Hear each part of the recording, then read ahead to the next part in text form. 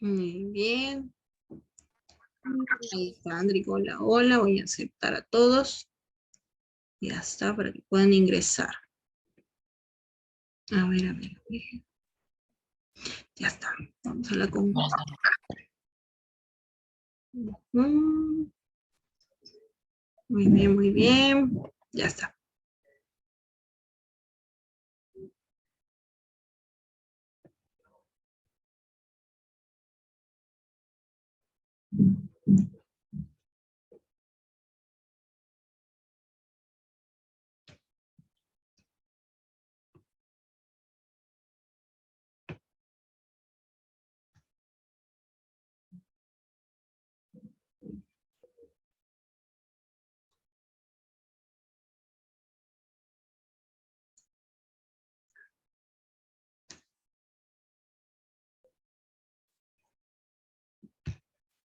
Ya está. Mientras van entrando, voy a poner por aquí.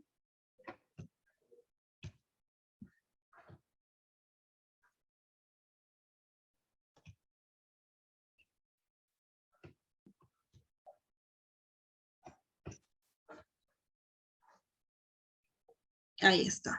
Ya. Hoy día vamos a hablar de la conquista. Bien, de la conquista de los españoles. Voy a compartir la pantalla. La conquista del imperio.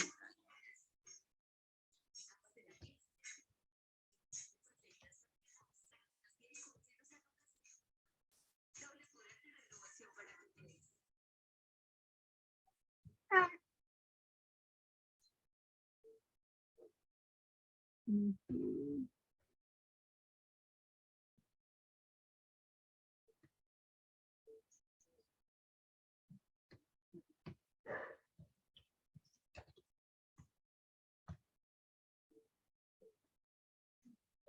Ya.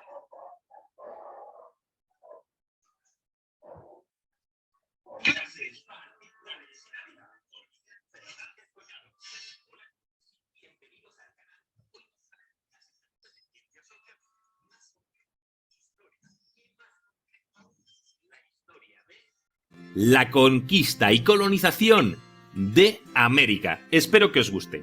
Primero, vamos a ver el proceso de la conquista. Pero antes de ello, vamos a explicar cómo llegamos a este punto. Desde España, Cristóbal Colón intenta buscar una nueva ruta hacia las Indias. Sin embargo, se equivoca y llega a América en 1492.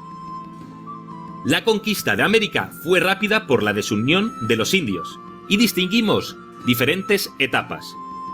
La primera de ellas es la ocupación de las Antillas. La Española, Cuba y el resto de islas fueron ocupadas por los españoles. También destacamos la conquista del Imperio Azteca por Hernán Cortés, que confundido con un dios, aprovechó la hostilidad de los pueblos sometidos a los aztecas para derrotar a su emperador, Moctezuma, en 1521. La conquista del Imperio Inca, por Francisco Pizarro, que también utilizó las rivalidades de los incas con sus pueblos vecinos, en 1532 derrotó al emperador inca Atahualpa.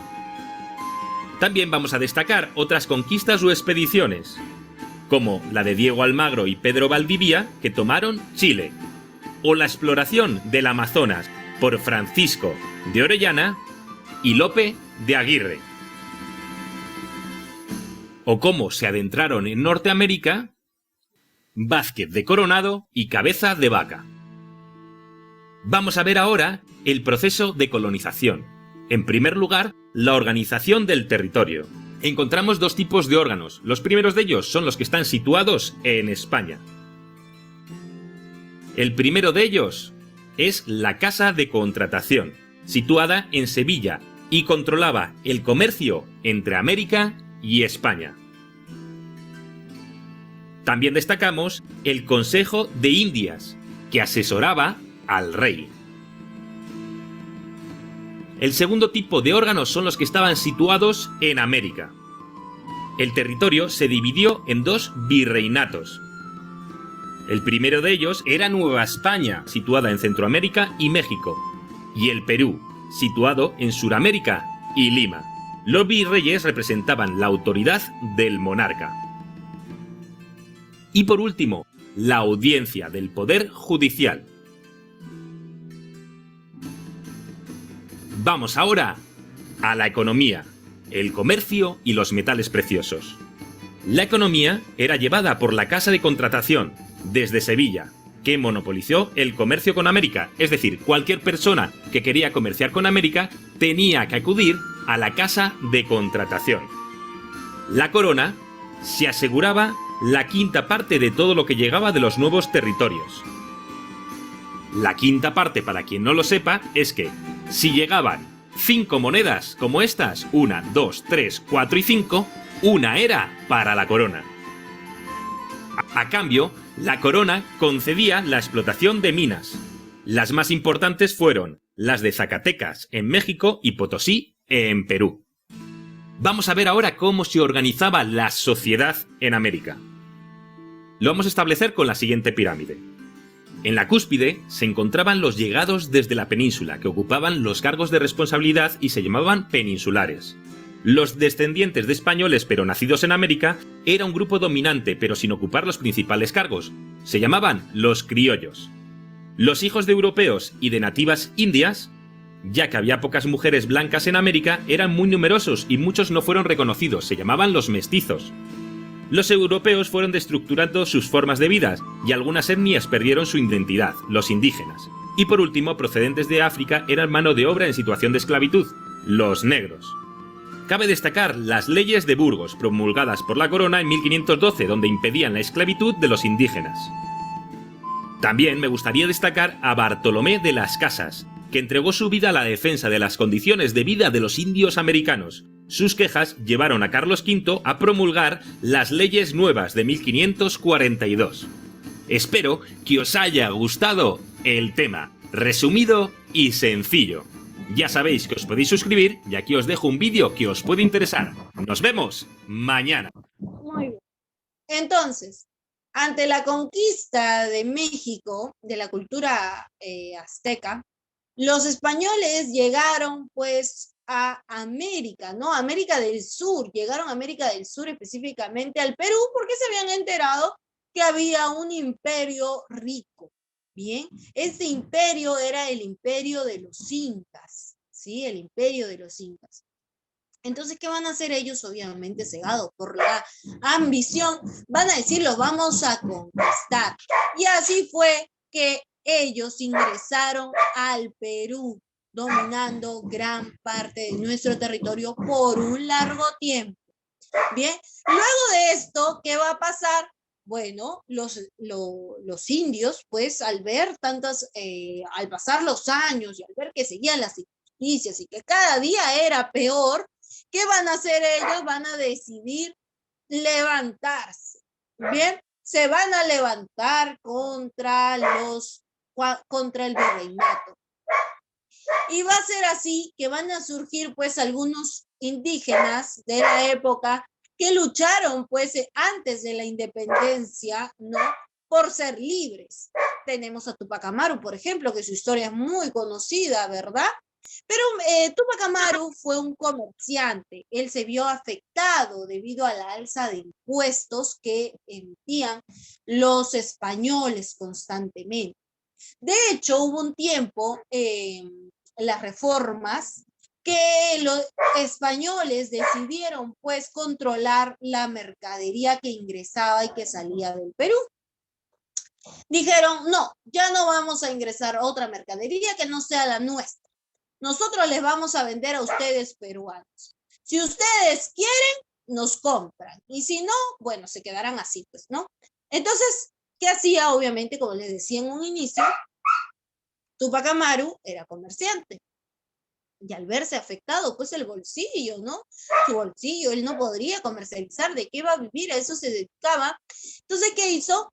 Va a hablar, pues, con los hermanos indígenas, con todos aquellos que vivían en la época, y les va a decir que eso es una injusticia y que se tienen que levantar y luchar por sus derechos, ¿no? Bueno, porque al menos se tiene que respetar que ellos deben trabajar. Y así fue cómo se va a dar la primera rebelión, ¿no? Donde varios también que se veían perjudicados luchaban por ser libres en un inicio.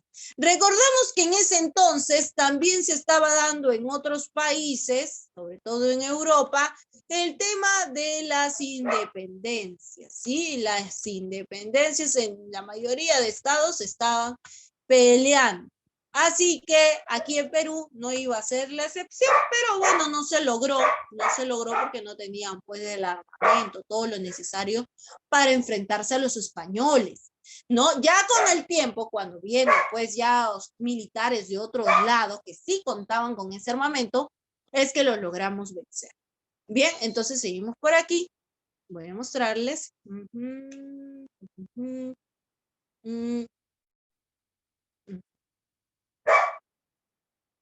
A ver.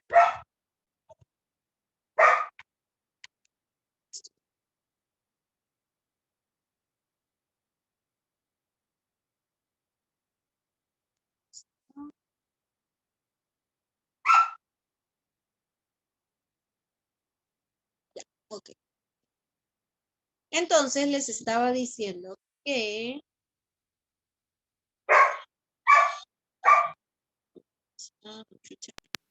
ya.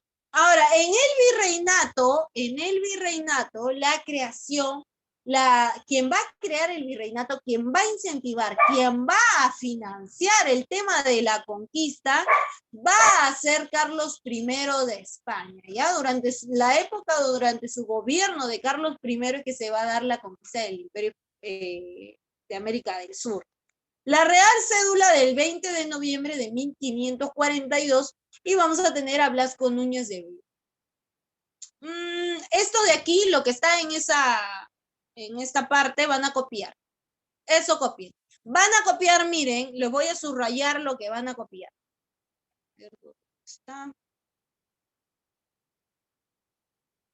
Van a copiar Virreinato del Perú, ponen la fecha, obviamente.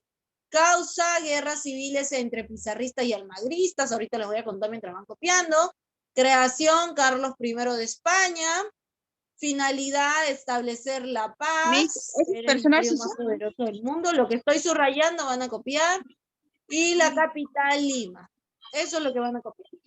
Ya, ahora. Solo lo que estoy subrayando. ¿Ah? Ahora, ¿por qué decimos que una de las causas va a ser las guerras civiles entre pizarristas y almagristas? Porque cuando va, ya sabemos que eran tres conquistadores, Diego de Almagro, Francisco Pizarro, ¿verdad? Y Hernando de Lugo. Bien, entonces estos tres fueron los conquistadores que llegaron a América. Pero ¿qué va a pasar?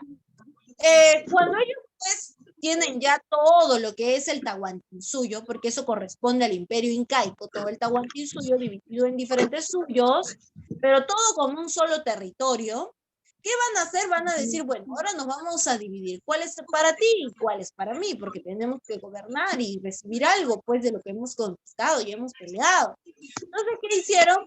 Le pidieron a la corte, primero ellos dividieron, pero como a Diego de Almagro no le agradó cómo dividió Pizarro, entonces, ¿qué hizo? Reclamó y le dijo, no, yo quiero Cusco. Y él le dijo, no, Cusco es para mí. No, pero tú tienes más. Entonces empezaron a pelear. ¿Qué hizo la corona? La corona lo dividió. Dividió la corona en dos territorios. Pero aún así le tocaba más a Pizarro. Entonces a Diego de Almagro no le gustó, por más que ya le habían dado Cusco, lo que él quería, le parecía que Pizarro tenía más territorio, así que dijo no estoy de acuerdo.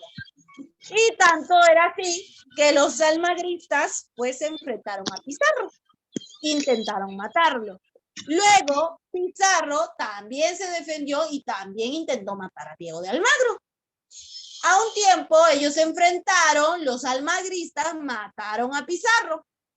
Pasó un mes y los pizarristas en venganza, el hijo de Pizarro, porque Pizarro tenía un hijo ya que también estaba dentro de esto, mató a Diego de Almagro y quedaron los hijos, ¿no? De Almagro y de Pizarro. Entonces, ¿qué pasó? Luego la corona dijo, no, estos están peleando, no les voy a dar nada, y yo lo voy a administrar y voy a enviar a un virrey. Entonces envió un virrey y así empieza toda la era del virreinato.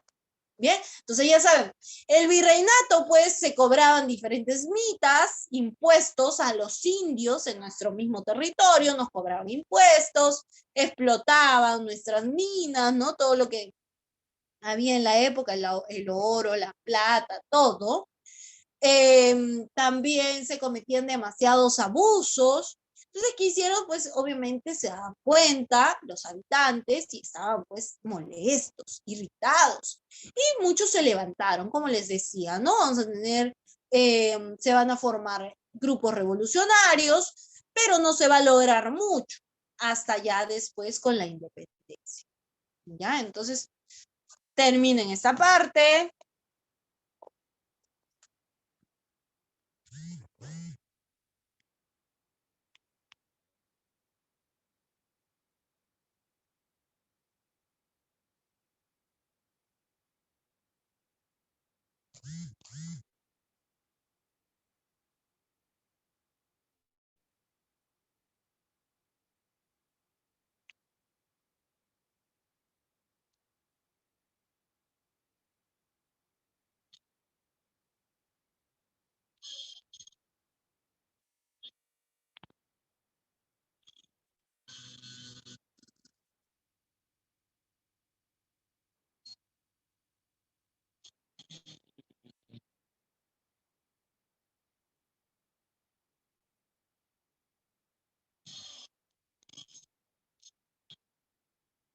Listo, mis. Ya, muy bien.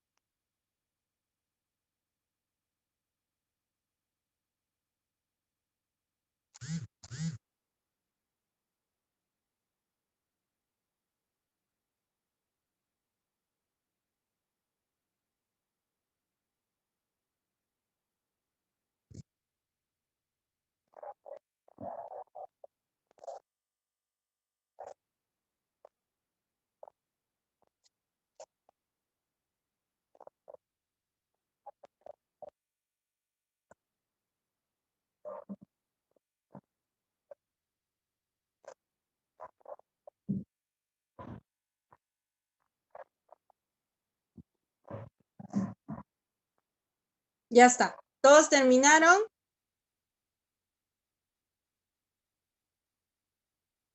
A nadie le falta, ¿verdad? Voy a cambiar. Ok. Muy bien. Entonces, dentro Ya de la está, papá. organización. Ok, ya. Ya está.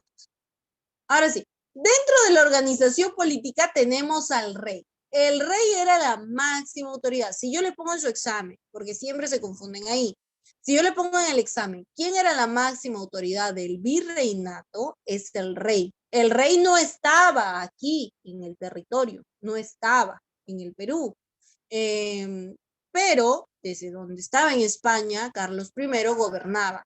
Entonces, la máxima autoridad era el rey. No podemos quitarle ese poder. Él era la máxima autoridad. Luego del rey, ahora sí, ¿quién representaba al virrey? ¿Quién representaba al rey en las colonias o aquí en América? Era el virrey. Bien. ¿Quién era la máxima autoridad? El rey. ¿Quién representaba al rey? Era el virrey. Bien, pero no tenía ni voz ni voto. Solo hacía lo que el rey le mandaba. Ahora, la mano derecha del rey, vamos a llamarle con sus consejeros, era el Consejo de Indias. Ellos eran sabios, muy allegados al rey. Ellos le orientaban en temas políticos, de imagen, estrategia, todo eso ellos lo orientaban, le aconsejaban al rey. En la colonia tenemos al virrey. El virrey, aquí ya en las colonias, el virrey también tenía su mano derecha. En este caso era la Real Audiencia. Cuando el virrey tenía que irse a España para verse con el rey, entrevistarse con el rey, quien se quedaba a cargo era un representante de la Real Audiencia. Bien, obviamente eso estaba en Lima. El cabildo en cada ciudad había un cabildo y los corregimientos en cada provincia. Eran como pequeñas municipalidades, así como hoy en día son las municipalidades, así. El virrey. Para ser virrey, no cualquiera era virrey, claro que no, tenía que ser español peninsular. ¿Qué quiere decir español peninsular? Haber nacido 100% español, padres españoles y haber nacido en España. Pertenecer a una clase social alta. Eso quiere decir la nobleza. Distinguirse en los cargos desempeñados. Si le han dado un puesto, tiene que haber resaltado. Nombramiento, seleccionado y propuesto por el Consejo de Indias, nombrado por el rey, duración variable. Puede durar su gobierno entre 6 años o según los intereses reales.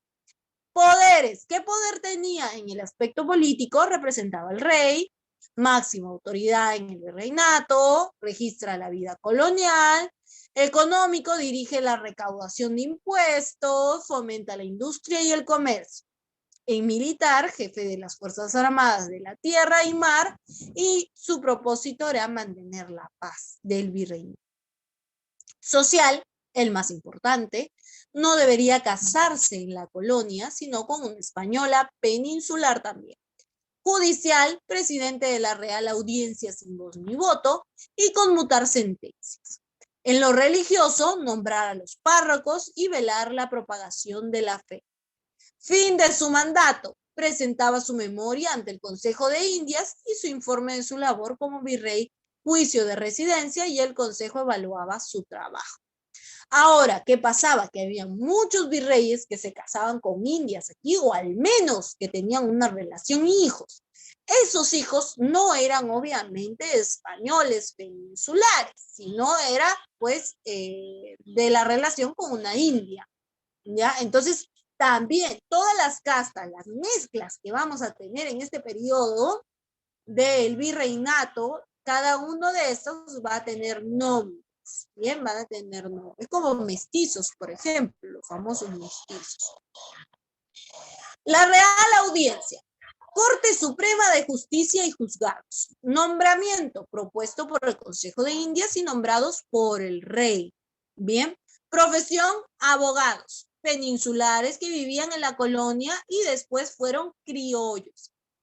Miembros, tenemos acá los oidores, de 5 a 8 miembros. Uno era el presidente, el otro era el fiscal, que era quien acusaba, otro era el juez y después teníamos al secretario. Funciones: administrar justicia, aconsejar al virrey en asuntos de Estado y reemplazarlo por enfermedad, ausencia o muerte. Reuniones en una sala del palacio.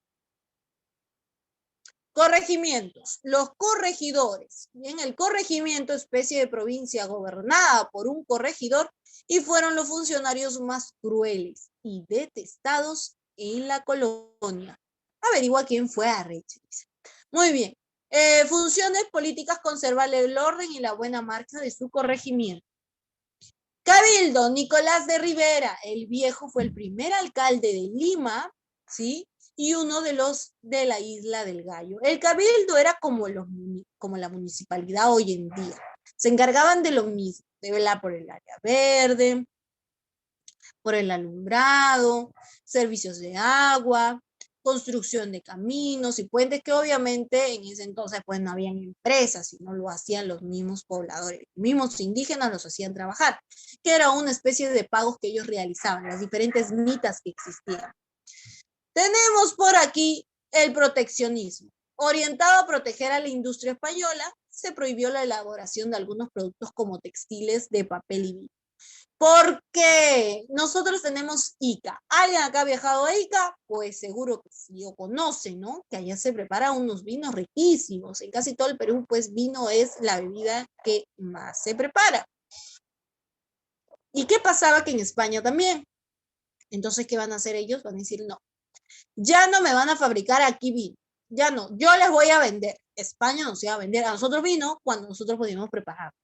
No, pero teníamos que comprarlo, pues porque ya no podían acá, nadie fabricaba, nadie preparaba vino. Entonces, ¿qué hacían? Ellos controlaban. Ajá, ya, acá no me fabrica, si fabrica, muy bien, le cerramos todo, le quitamos todo. Así era. Hojas, tampoco, ya no me fabrican acá hojas, por más que teníamos árboles y todo, no, nosotros le vamos a vender hojas. Sastres, tampoco, acá nadie me hace sastres, nosotros les vamos a vender. Así. Intervencionismo. Ellos intervinieron en todas las actividades económicas, agrónomas, pesqueras, mineras, en todas las actividades vamos a ver españoles controlando. El mercantilismo. El mercantilismo era que a más poder, a más dinero, a más metales preciosos, era más poderoso el Estado. El país, el virreinato. Bien, mayor cantidad de metales era fuente de poder y riqueza.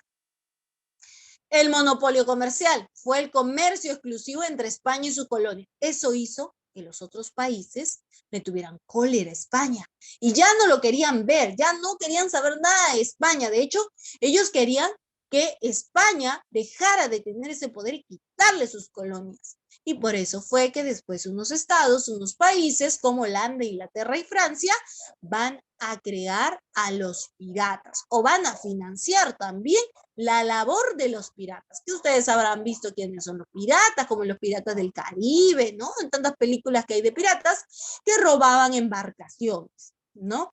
En el mar, ellos tenían sus propios barcos, se metían y robaban. ¿Y por qué en el mar? Porque estaba fuera de la jurisdicción de los estados, pues ya ahí ya no había pues policía, no había militares, pues muy poco, ¿no? Pocas veces navegaban por esa zona y más en alta mar. Entonces ellos eran expertos y se encontraban en ciertas zonas esperando un gran barco porque sabían que iban a llevar de repente algún tipo de mineral o quizá mercancía. Y como en ese entonces era la única ruta de acceso para Europa, el mar, cruzar el Atlántico, entonces ellos esperaban dentro del mar para atacar, para robar, ¿no? Ahí están los corsarios también. En este caso, los corsarios eran marinos que al servicio de una monarquía enemiga de España, ¿no? Podrían ser trabajadores de Inglaterra, de Holanda, de Francia. Con el pasar de los tiempos ya va a volverse pues España un poquito más accesible y va a negociar con estos estados. Se dieron para disminuir el boicot comercial de las potencias europeas las concesiones mercantiles a Inglaterra, ¿no? Ya, Inglaterra, está bien, te vamos a dejar vender, vamos a venderte también a un menor precio, pero ya deja de estar mandando a los corsarios, ¿no? Entonces llegaron a un acuerdo. Navío de permiso, por el cual se autoriza a Inglaterra a introducir en las colonias españolas en América mercancías de 640 toneladas, ¿no? Derecho de asiento, por el cual Inglaterra se beneficia con la venta de América. ¿Qué pasaba? Que Inglaterra, pues, tenía colonias en África, en China. Entonces, en estos dos países, ¿qué va a hacer? Ellos van a tomar de rehenes a chinos y africanos, ¿no? Por eso es que cuando ustedes ven en la historia, libros de historias, en algún momento de repente han visto, han ido a un museo, habrán visto varias personas de tez morena. De hecho, cuando fuimos al museo virtual, recuerdan que gestioné el museo virtual, nos llevaron y nos hablaron las personas afroperuanas y también nos hablaron de esto, ¿no? Cómo traían y vendían esclavos, ¿no? De tez morena a nuestro país, porque acá estaban pues los españoles también, ¿no? ¿Y quién les iba a atender? Los indios, pues muchos no sabían esas cosas, en cambio a ellos hasta los entrenaban para eso. Y los vendían como animales, así como te venden hoy en día un polo, una chompa, así también te vendían a las personas, ¿no? Por edades, por tamaños, por fuerza, por trabajo, por lo que ellos sabían, porque como les decía, ellos los raptaban, los robaban de sus aldeas, ¿no? Muchos se dedicaban al campo, otros sabían cocinar, las mujeres sobre todo cocinaban, ¿no? Entonces las vendían como empleadas, y entre otras, ¿no? Entonces así los vendían. Listo. Navíos de registro, por el cual cualquier navío podía transportar mercadería adquirida en España y comerciar con las colonias siendo previamente registrada. Ahí está, el libre comercio, establecido por el rey Carlos III de Borbón en 1778. Dispone que 13 puertos españoles podían comerciar con 22 puertos americanos. Ahí está. Entonces, veamos por aquí. Dentro de este periodo, vamos a tener que se van a crear universidades y escuelas. Una de las universidades que va a surgir en este periodo del virreinato, que la conocemos como la Decana de América, es la Universidad Nacional Mayor de San Marcos. Va a ser la primera universidad de América, por eso le llaman la Decana de América. Bien, entonces imagínense cuántos años tiene desde el virreinato esta universidad. Y otras universidades y colegios que se van a fundar en este periodo aproximadamente. Por ejemplo, van a haber colegios de jesuitas. Pero ¿qué va a pasar? Que luego les van a quitar eso. Los españoles los van a votar. En un momento a los jesuitas se les van a decir no, porque están tomando mucho poder, ¿no? Al tener educación, al dar educación, tú tienes poder ante el resto. Entonces, ¿qué le decían? No, tú me estás educando a los indios, así que no, eso no puede ser para los indios. Los indios no pueden tener educación porque no querían darle educación a los indios. Porque una persona educada, una persona instruida, genera ¿qué? Crítica, razón, ¿verdad? ¿Y qué hace? Se va a dar cuenta que hay muchas cosas, irregularidades que no se deberían dar. Y en esa época, pues, al tema de la esclavitud, que no se respetaban los derechos. Y ya teníamos que en Europa ya se hablaba de derechos humanos. ¿Y cómo se enteraban ellos? A través del comercio, porque iban y venían, así como ustedes van al mercado y a veces se ponen a conversar con la vecina, con la amiga, y se enteran de muchas cosas de su distrito, igualito también ellos se enteraban a través del comercio. Los comerciantes iban, por ejemplo, a Francia, Revolución Francesa, los reyes cometían abusos, se levantó el pueblo, tomó la Bastida, mataron a los reyes. Ah, muy bien, eso se enteraron ellos y venían así, que le han matado al rey tal. Ajá, la María Antonieta, le han cortado con la guillotina la cabeza. Entonces, todos se enteraban. Y eso en parte les daba fuerza y valor para motivarse. Por ejemplo, Tupac Amaru no fue cualquier indio, fue un indio instruido. Él fue instruido por los jesuitas, él estudió en un colegio de jesuitas, él no era pobre, él era una clase media, tenía tierras, era comerciante, como les decía, y en ese entonces las personas que eran comerciantes pues tenían más acceso a la educación, que era una virtud para cualquier individuo. Entonces, ¿qué hacía? Él viajó también a otros países y así fue como él también fue recaudando esas ideas y también mostrándolas, enseñándole a su alrededor para luego levantarse.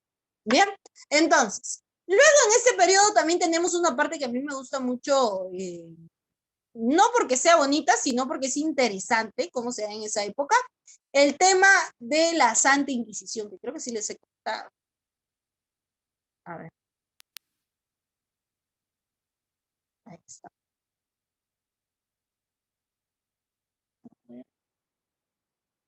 Ay, espérenme, voy a pasar la asistencia. Ahí está. Ya, entonces les decía que el tema de la Santa Inquisición.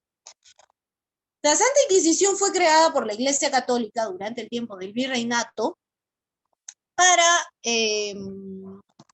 adquirir supuestamente, ¿no? Hacer que los indios, que normalmente profesaban otras religiones, como por ejemplo eran creyentes del sol y entre otros, se unieran a la Iglesia cristiana, ¿no? Recuerden que ellos, cuando hablábamos de culturas, hablábamos que ellos creían mucho en el dios Huiracocha, en el dios Sol, la Pachamama, ¿no? La tierra, adoraban a la tierra, porque ellos eran pues los responsables de los cultivos, supuestamente, para ellos, su religión, en sus ideas. Además, recuerden también que ellos no hablaban español, sino ¿cuál era el idioma de los incas? ¿Cuál era el idioma que hablaban ellos? ¿Qué? A ver, Dulce. ¿Qué? ¿Qué dijo? ¿Qué hablan los indios? Quechua. Quechua, ¿verdad? Ellos hablan quechua. Entonces, imagínense, ustedes habrán escuchado hablar a alguien quechua, a veces para los que hablamos español al menos, y no hemos llevado esa relación o de repente no hemos conocido personas que hablen quechua, o algunas palabras que podemos conocer y eso, nos es difícil entender, ¿no? Hasta iríamos más difícil que el inglés porque el inglés nos enseñan hasta en el colegio. Pero si tú hablas con alguien que hable quechua, no vas a entender nada. Ahora imagínense ellos cuando llegaron y ellos hablaban en quechua y ellos hablaban español, pues no se entendían nada, ¿no? Y así fue también que empezó este problema, porque si ustedes recordarán, Pizarro le entrega la Biblia al Inca, ¿y qué hace él? La bota, porque no sabía que era ese libro que le está dando, pues para él no era la Biblia, era un libro, ¿no? Y primero no sabían ni leer. Entonces, lo votó y ellos lo tomaron como una ofensa, ¿no? Como que, ¿qué está haciendo con la iglesia? ¿Qué está haciendo con la Biblia? Es lo peor. Creerá en sus dioses, es brujo, uy, un montón de cosas, ¿no? Pero esa era, pues, la idea de ellos. Ellos no sabían que eso era una Biblia, que era importante para los españoles, porque apuesto que no lo hubieran hecho, porque ellos eran muy respetuosos con el tema de las creencias de otras civilizaciones. Entonces, la Iglesia Católica fue así que ellos trajeron, pues, como les estaba contando, a la Santa Inquisición, encargada de velar por la creencia, por los bienes de la Iglesia. Bien, recuerden que a más fieles, más ingresos económicos también. Entonces, ¿qué hicieron ellos? Lo que hicieron fue, muy bien, lo acusaban de brujo, a torturarlo. Muy bien, hasta que acepte a Cristo en su corazón. Muy bien, cree en la Pachamama. Muy bien, va a morir quemado. Muy bien. No acepta, no se quiere bautizar. 100 latigazos hasta que acepte. Así. O sea, los obligaba, ¿no? Los obligaban a convertirse en una religión que primero ellos no profesaban, no creían y en su vida habían escuchado. Entonces, ¿qué va a pasar cuando pasa pues el tiempo? Miren, ¿cuántas personas habrán muerto? Hay un registro de unos 100, por ahí, hasta 80, dicen algunos, ¿ah? Pero no, fueron muchos más. Ahora, recuerden, no solamente se daba acá en México, perdón, acá en Perú, sino también en México. Recuerden que los españoles van a llegar primero a conquistar, primero ellos llegan a conquistar la cultura azteca. Los mayas, primero los conquistan a ellos y después llegan acá a Perú. No vienen primero al Perú, eso es falso, ya muchos les han enseñado así en la historia, no es así. Lean, el primero llega a Centroamérica y de Centroamérica, después de conquistar a México, llega al Perú. Bien, primero los españoles conquistan México y luego llegan a conquistar al Perú. Entonces, por eso se dice pues que se dio desde allá los viajes de expedición, ¿ya? Les estaba diciendo que así como aquí había pues maltrato, horrores que cometía la Santa Inquisición, así también había en México. Y en México eran las mismas torturas. Bien, entonces les decía que aquí en Perú había un Estas número de características aproximadamente indudablemente 80 personas, existieron y por ello supuestamente, se ha pero en tendido a realidad son explicar más. este fenómeno Se desde un punto de quemaron, vista un se tanto quemó todo sensacionalista para y muchas veces eliminar deformado. esa es la parte oscura de la Iglesia Cristiana. Nobody expects the Spanish Inquisition. De hecho, se dice, ahorita voy a poner eso, ahorita se dice que ustedes saben que existe en Roma, ¿no? La ciudad de la iglesia, el Vaticano, hay un sótano, ¿no? Donde se encuentra pues toda la información recaudada de toda la parte de la historia, porque dice que hasta hubo una papa mujer, ¿no? Que nadie sabía que era mujer, hasta después hay una historia también, por eso se borró todo. ¿Qué más? La cantidad de personas que fueron pues que estuvieron en la Santa Inquisición, pero eso es algo que nadie tiene acceso, ¿no? Está en el mismo Vaticano. Continuemos por aquí, a ver. Our chief weapon is surprise. Surprise and fear. Fear and surprise. Our two weapons are fear and surprise. And ruthless efficiency are three. La institución inquisitorial, sin embargo, no es un invento español como mucha gente piensa, pero inevitablemente la gente la asocia con España. Esto tiene una explicación como veremos después y forma parte de la leyenda negra española. La Inquisición nace en Francia. El catarismo es la doctrina de los cátaros, o albigenses, llamados así por la ciudad de Albi, un movimiento religioso de carácter gnóstico que se extendió por Europa occidental a mediados del siglo X y logró arraigar hacia el siglo XII. Tenía influencias del Finalmente, en 1492, los reyes católicos decretaron la expulsión de los judíos de España mediante el Edicto de Granada con la finalidad, según el decreto, de impedir que siguieran influyendo en los judeoconversos que abrazaron el cristianismo, llamados cristianos nuevos. Otros países de Europa como Francia e Inglaterra habían realizado expulsiones parecidas. Las razones no solo fueron religiosas. También hubo un intento de restablecer el orden social. Se les dio un plazo a los judíos y se les permitió emigrar prácticamente con la totalidad de sus posesiones. Los reyes dejarían de ingresar los tributos de esta minoría. Aunque la pérdida más dramática fue el capital humano, a los judíos también se les permitió convertirse a la fe católica si no querían abandonar. Más o menos la mitad abandonaron. Unos 50.000 judíos según las fuentes más fiables. A los judeoconversos se les llamó marranos. Muchos de ellos seguían practicando su religión de manera clandestina. En los primeros años de vida del Santo Oficio, los inquisidores no prestaron atención a la herejía en general. Se interesaron especialmente en vigilar a los judeoconversos. Los musulmanes seguían gozando plenamente de libertad religiosa, pero por poco tiempo. Cuando los inquisidores llegaban a una ciudad, leían el edicto de fe, que era una larguísima relación de todas las creencias y conductas heréticas. A continuación se invitaba a los que habían cometido herejía a que se autodenunciasen o denunciasen a otros. Hasta el año 1500 hubo un periodo de gracia, un plazo de entre 30 o 40 días, durante el cual el hereje no sería castigado con penas severas. Con un pago en metálico bastaba. Miles de conversos se presentaron voluntariamente ante los inquisidores. Algunos ni siquiera practicaban su religión en secreto. El miedo les podía. Más tarde se iniciaría una dura persecución de los conversos que no se habían acogido a los periodos de gracia, iniciándose un auténtico terror colectivo.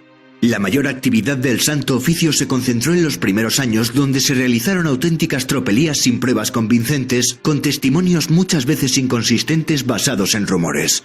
Aunque hay que decir que la gran mayoría de los encausados en 350 años de Santo Oficio lograría salvar la vida. Menos de un 2% moriría en la hoguera. Desde luego, la cifra total de ejecuciones dista mucho de la que suele rondar en el imaginario colectivo. La Inquisición no mató a decenas de millones de personas. Ni siquiera a millones. Esto lo sabemos bien, pues la Inquisición española tuvo un aparato burocrático enorme y se han conservado una enorme cantidad de documentos sobre los procesos que ha permitido a los historiadores investigar minuciosamente el tema. En 1517 la Iglesia se dividió en dos por la Reforma Protestante. Carlos I de España acabaría sucediendo a los reyes católicos y acabaría heredando los títulos de su padre Felipe el Hermoso, casado con Juana la Loca, convirtiéndose en emperador y en el hombre más poderoso del planeta. También se erigió como defensor de la cristiandad católica, declarando a Lutero como hereje. Los protestantes, sin embargo, tuvieron un arma muy poderosa para luchar contra el hombre más poderoso del mundo: la propaganda, con la imprenta de Gutenberg como aliada. Precisamente a raíz de la propaganda lanzada por un caudillo protestante, Guillermo de Orange, la Inquisición española adquirió esa fama de tribunal inhumano y monstruoso, pese a que el odio religioso estaba instalado en todos los rincones europeos. El libro de los mártires de 1554, escrito por otro protestante, John Foxe, también contribuyó a acrecentar la leyenda negra española, en parte gracias a los 50 grabados de torturas y malos tratos que lo ilustraban. Foxe dedicó un capítulo entero a la Inquisición española.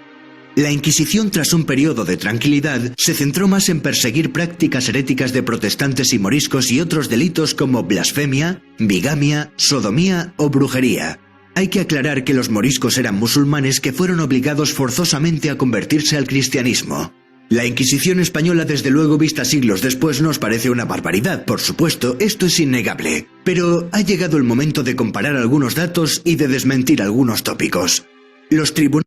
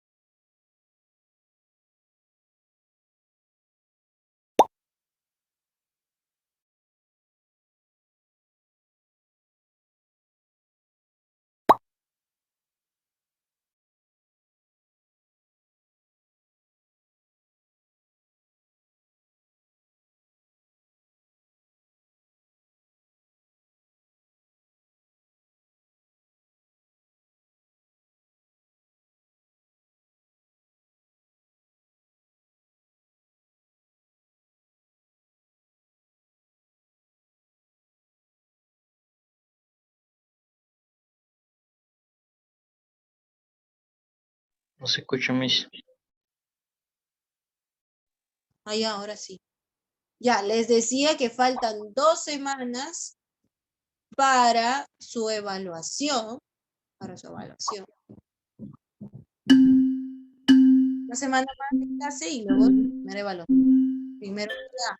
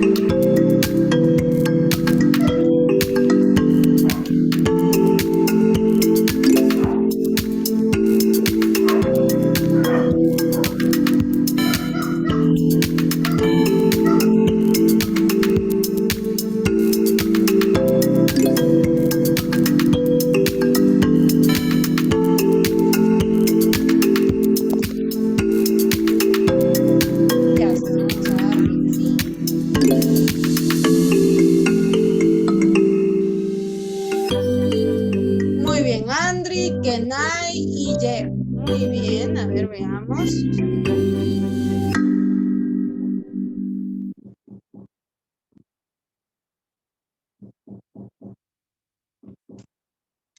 Ujú.